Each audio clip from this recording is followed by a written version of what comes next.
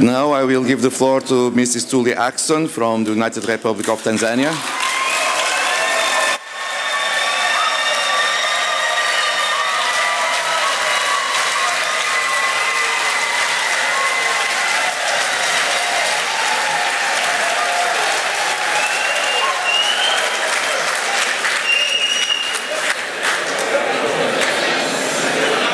Ms. Tulia, please.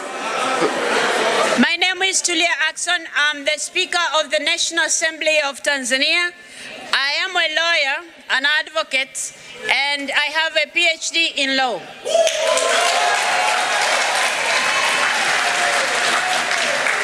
I served as the Deputy Attorney General of the United Republic of Tanzania at the age of 38, and I also became Deputy Speaker of the National Assembly of Tanzania at the same age, and until last week, I was the President of the Africa Geopolitical Group in the IPU.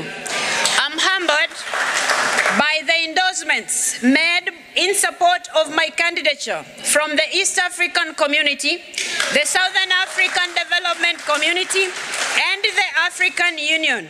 Colleagues and friends, I'm acutely aware of the weight of responsibilities of the office and multiple challenges that the world is facing today, ranging from the effects of climate change, interstate conflicts, poverty, and the threats of peace and security that have wide-ranging ramifications for developed and developing countries alike.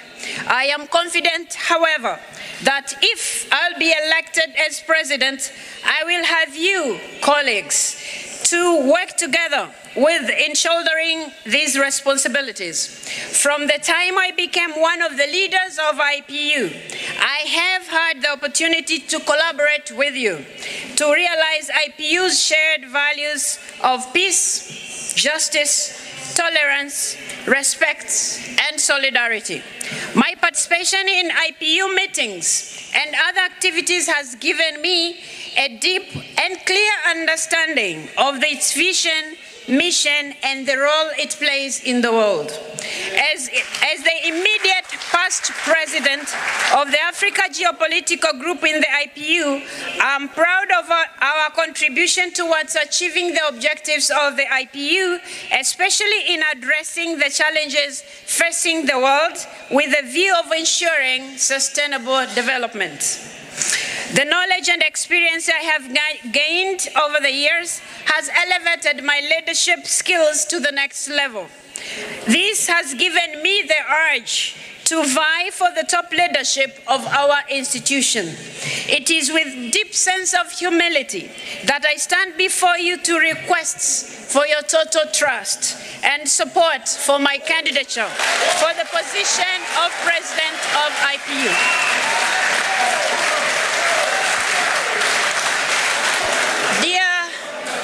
Dear colleagues and friends, my vision is to work with all member parliaments of the IPU to align our organization with the fast-changing realities of our world. In that regard, if elected, I will have a number of priorities that I believe will be key in making our organization work effectively for its membership. Transparency and accountability will therefore be at the forefront of my leadership. In this dynamic world, IPU must be relevant to its membership and the world in general. We will therefore work with its members to initiate reforms that will contribute to peaceful coexistence and global prosperity. In realizing this vision, it is necessary to ensure effective participation and representation of all geopolitical groups in the organs of the IPU. It will therefore be critical that we undertake regular consultations within and between geopolitical groups. Dear colleagues and friends, Dear colleagues and friends, no organization can be efficient and relevant if it is not inclusive in its work and structure. If I become IPU president, I will champion equitable representation in national parliaments with a particular focus on women, youth, and other marginalized groups. Agendas such as artificial intelligence and its impact on democracy, human rights, and good governance will be given appropriate attention in our discussions. Overall, my leadership will work tirelessly to contribute towards a more inclusive, sustainable, and peaceful world. IPU has objectives and values that are shared with other global and regional institutions. Hence, my duty shall be to strengthen the IPU's cooperation with the United Nations, regional interparliamentary organizations, and other key stakeholders. Dear colleagues and friends, in leading this organization, I shall always be guided by the decisions and resolutions of the IPU. Implementation of these will be an important tool to ensure that IPU attains its objectives and stays on course as envisioned by its members.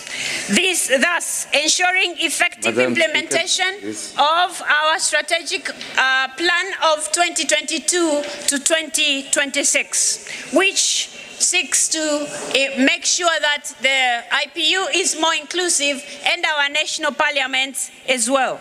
Ladies and gentlemen, as I conclude, it is also important to make sure that our finances are in good hands and we take care of our finances in the sense that the IPU has to always be at the forefront into looking into the finances of the contributors and making sure our money is always safe.